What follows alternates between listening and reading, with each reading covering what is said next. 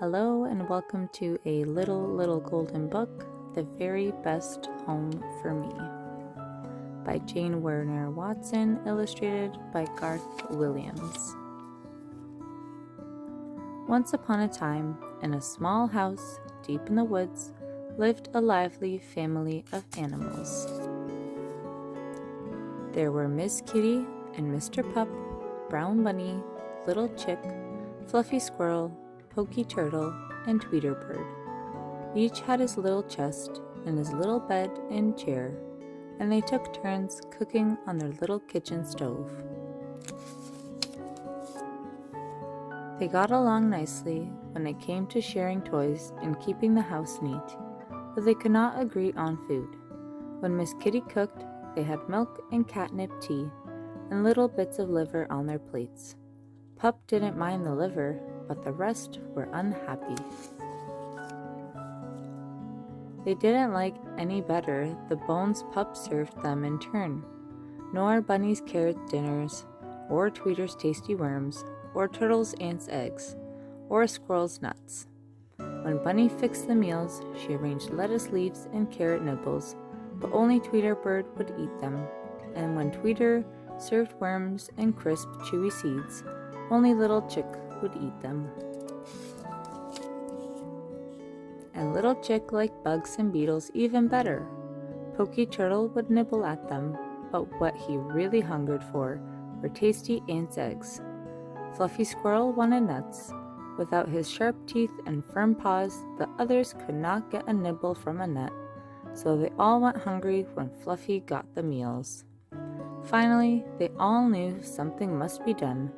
They gathered around the fire one cool and cozy evening and talked things over. "The home for me," said Mr. Pup, "is a place where I can have bones and meat every day." "I want milk and liver," said Miss Kitty. "Nuts for me," said Squirrel. "Ants' eggs," said Turtle. "Lettuce," whispered Bunny. "A stalk of seed," dreamed Bird, "and some worms." "New homes are what we need," said Mr. Pup. So next morning they packed and said their fond goodbyes.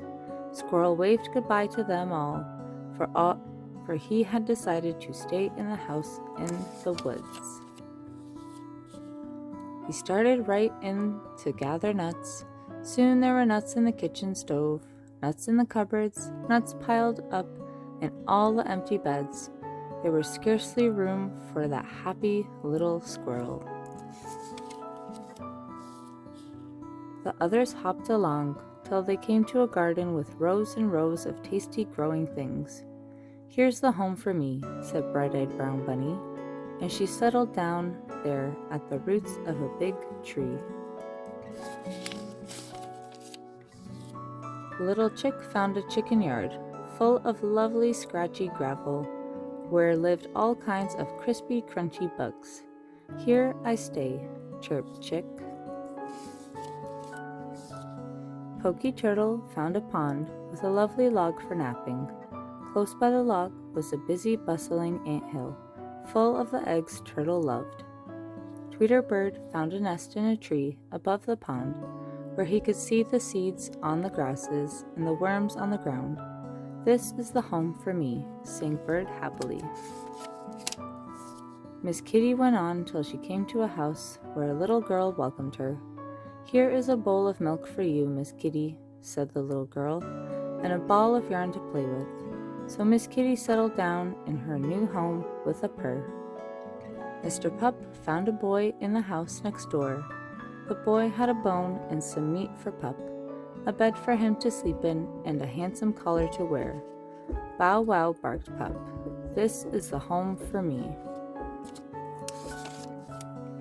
That night, each one said as he went to sleep, "At last I found the best home of all, the very best home for me."